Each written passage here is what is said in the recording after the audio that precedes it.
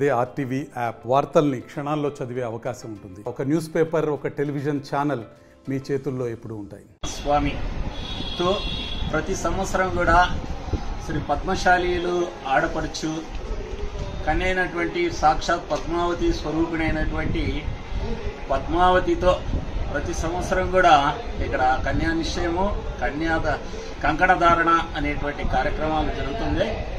పద్మశాలి ఆడపడుచుతోనే ఎందుకు చేస్తున్నారంటే వాళ్ళ బ్రిటిష్ పీరియడ్లోనే ఒక శాసనం ద్వారా తెలిసింది.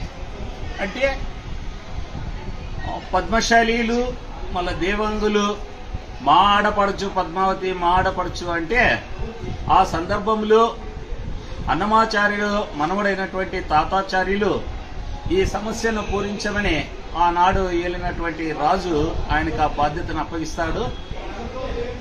తాతాచార్యులు ఈ సమస్యను తీర్చలేక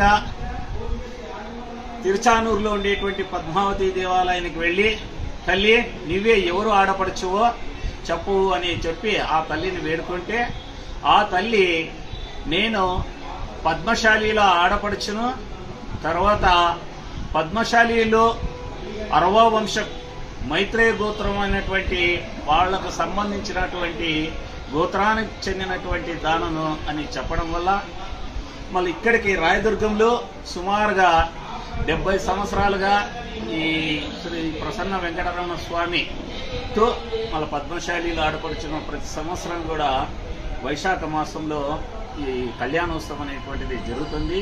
ఈరోజు 60వ వంశస్థులైనటువంటి మైత్రేయ మాస్టర్కు చెందినటువంటి రమేష్ మరి జయమ్మల కుమార్తెలైనటువంటి మౌనికతో ఈరోజు కన్యా నిశ్చయము కంకణధార కార్యక్రమం జరిగింది.